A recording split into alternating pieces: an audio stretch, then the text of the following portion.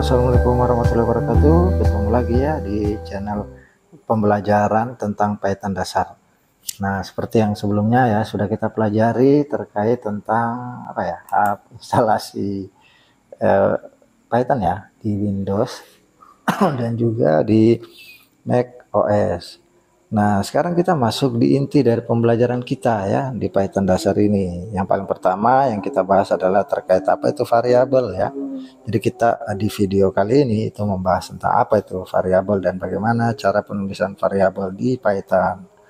Nah, teman-teman ya, di sini saya sudah menjelaskan nih, saya sudah tulis nih ya, bahwa apa itu variabel. Nah, variabel itu adalah tempat menampung nilai atau data yang bisa berubah-ubah. Nah, berubah-ubah ya, jadi tergantung prosesnya.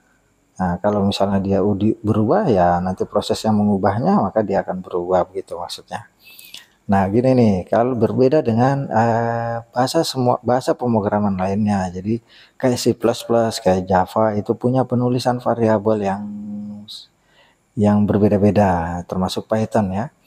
Nah, kalau di Python untuk menuliskan variabel cukup menuliskan nama variabelnya dan memberikan nilai kepada variabel tersebut ya. Itu disebut dengan assignment ya. Ya, kayak gini misalnya contohnya nih. Ini A sama dengan 7, berarti ini artinya kita memberikan sebuah angka 7 yang siap ditampung oleh variabel bernama A. Jadi 7 itu ditampung oleh A gitu. A adalah sebuah variabel. Nah, gitu ya. Jadi kalau misalnya kita coba mencetak atau menampilkan ya, misalnya kita print si A gitu ya. Print A seperti ini, print A. Nah, kita jalankan tuh ya. Kita jalankan. Nah, muncullah angka 7. Kenapa? Karena A itu memang 7 gitu. Isinya 7. Oke. Nah, gitu cara penulisan dari variabel terhadap bahasa pemrograman Python ini. Nah, selanjutnya ada lagi misalnya nih, kita di sini kita tulis dulu ya bahwa ini apa sih namanya ini? Namanya assignment ya. Assignment. Gitu ya. Nah, bahwa ada proses pemberian angka terhadap si variabel. Ya, kemudian di sini misalnya ada B, misalnya ya, B sama dengan 5 gitu. Berarti ini namanya variabel B menampung angka 5. Oke. Nah, berbeda dengan bahasa pemrograman yang lain kayak misalnya C++ atau misalnya Java ya. Java mereka itu menuliskan biasanya ada tipe datanya, misalnya integer A sama dengan 8 misalnya. Nah, mereka itu begini, seperti ini ya. Kalau di bahasa pemrograman Java atau C++ atau yang lainnya. Nah, ini artinya adalah mendeklarasikan variabel nih namanya. Nah, dan sekaligus memberikan nilai assignment. Jadi mendeklarasikan sekaligus memberikan nilai atau assignment. Artinya mendeklarasikan, memperkenalkan variabel A dengan memberikan nilai 8. Nah, kalau di Python cukup dengan menuliskan seperti ini. Ya, nah itu. Jadi tidak ada deklarasi variabel, dia tidak mendeklarasikan variabelnya. Nah, selanjutnya teman-teman ya, kita bisa menuliskan bukan cuma misalnya A, B, C ya, tapi bisa juga kalimat ya, misalnya panjang sama dengan 6 misalnya. Berarti ini ada variabel namanya panjang tuh. Jadi kalau kita misalnya cetak, ya misalnya print variabel panjang misalnya ya, print variabel panjang. Nah, maka dia bisa gitu ya. Nanti muncul tuh isi dari variabel panjang 6. Nah, seperti itu ya dalam Python. Selanjutnya, kita boleh menambahkan keterangan dalam proses pencetakan. Misalnya kayak gini. Print A, nah misalnya kita tulis nih. Nilai A sama dengan ya. Nah, kita pisahkan dengan koma. Jadi ini dianggapnya ini adalah sebuah keterangan ya. Sementara yang ini adalah variabelnya. Sehingga nanti munculnya akan menambahkan keterangan kayak gini. Nilai A sama dengan 7. Ya, ini dia. Nah, kalau mau lakukan juga panjang boleh ya. Jadi kita tambahkan saja seperti ini ya. Panjang gitu, panjang sama dengan ya. Nah, kita langsung jalankan di sini hasilnya. Nah, begitu ya. proses penulisannya. Ini disebut dengan pemanggilan ya, pemanggilan. Kita tulis pemanggilan atau inputan ya, pemanggilan atau output ya, atau output. Biasanya saya sebutnya ini cetak gitu ya, cetak gitu. Jadi cetak tulisan ini, cetak variabel A gitu ya. Oke, bebas ya teman-teman mau pilih yang mana ya. Oke, namanya saja itu. Nah, kemudian selanjutnya kita lihat nih, kalau misalnya saya menuliskan A di sini, misalnya saya pemanggilan A yang pertama adalah 7 ya, namun saya panggil lagi di sini A misalnya. Nah, apakah berubah nilainya kan gitu? Apakah berubah nilainya atau tidak? Nah, ternyata itu tentu tidak akan berubah. Jadi walaupun dia dipanggil berapa kali, dia tidak akan berubah kecuali nanti ada yang merubahnya. Merubahnya maksudnya di sini adalah ini kan tetap 7 ya. Nah, misalnya di sini nih ya, di sini itu ternyata A yang tadinya 7 itu kita ubah menjadi A menjadi 45. Nah, berarti sekarang A di sini harusnya muncul 45. A yang di atas ini itu adalah 7 gitu ya. Coba kita cek. Oh, error ya. Kita lihat errornya di mana? Kita lihat A is not defined. A is not defined. Ini A ya. Variable A. Sorry.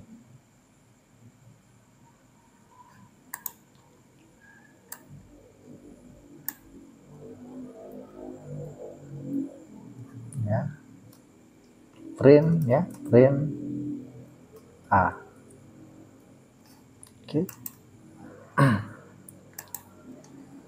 Saya cek dulu ya. Nah, nilai A sama dengan A. Kemudian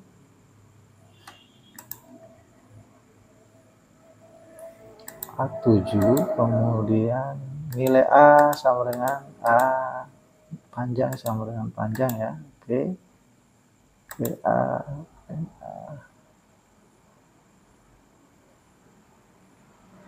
Nah, oke.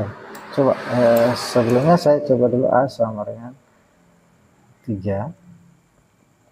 Print A sama dengan A. Gitu ya. Di sini kita lihat dulu ya. Oke, ada yang salah di sini. Name A is not defined. Di sini sorry, kita harusnya ke bawah ya.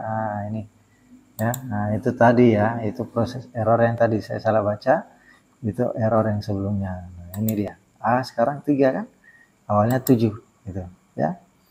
3 awalnya 7. Nah, jadi sekarang tidak ada masalah ya. Yang tadi itu tidak ada masalah. Misalnya saya tulis A sama dengan 45 kembali, kemudian saya print A gitu ya. Oke, kita cek. Nah, ya kan, tidak ada masalah gitu ya. Nah,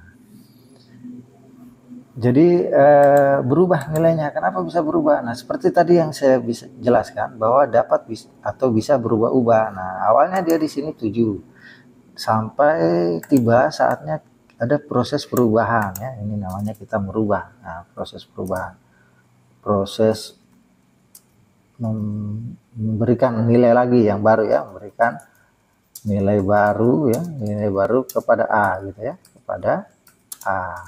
Nah, sehingga ketika dipanggil lagi ya, pemanggilan ya, panggil ya, var A, maka yang ditampilkan adalah A yang terakhir kayak gitu. Jadi bisa menampung dan bisa berubah-ubah. Ya teman-teman ya. Nah, kemudian ada yang disebut bagaimana sih penulisan variabel yang benar. Nah, misalnya di sini nah ya, kita tulis penulisan variabel. Nah, jadi penulisan variabel misalnya gaji karyawan itu boleh begini ya. Nah, boleh seperti ini tanpa spasi ya. Nah, ini boleh.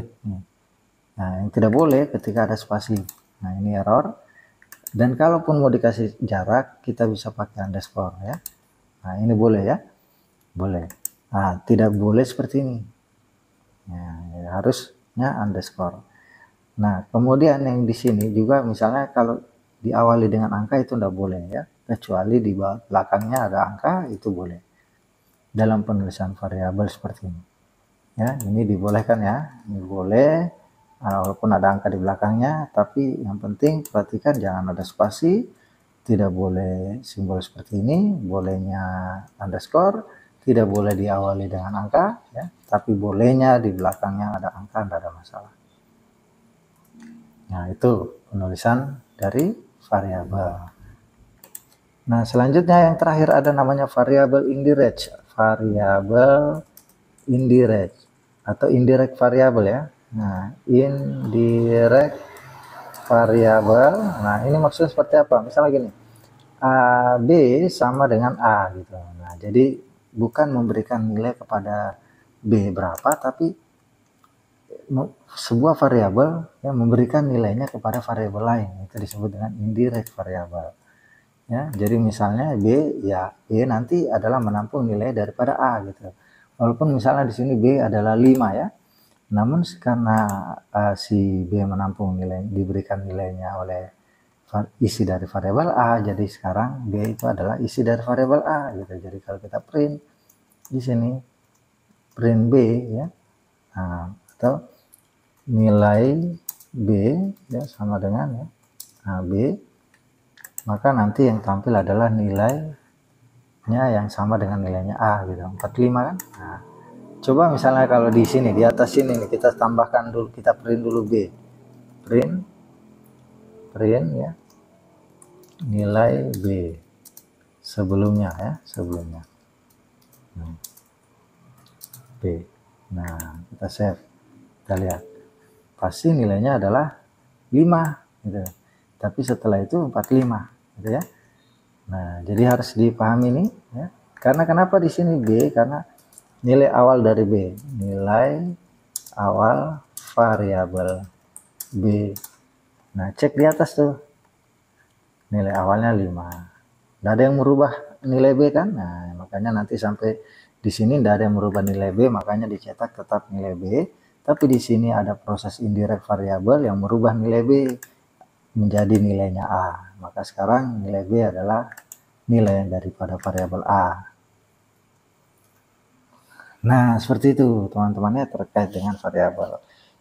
Dan untuk selanjutnya itu di tutorial pelajaran Python dasar ini kita akan bahas terkait tentang tipe data, karena bukan hanya sebuah angka yang bisa ditampung oleh variabel, tapi ada beberapa jenis data juga yang akan ditampung oleh variabel-variabel.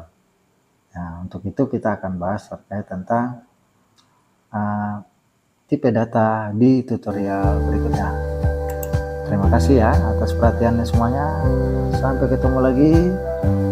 Assalamualaikum warahmatullahi wabarakatuh.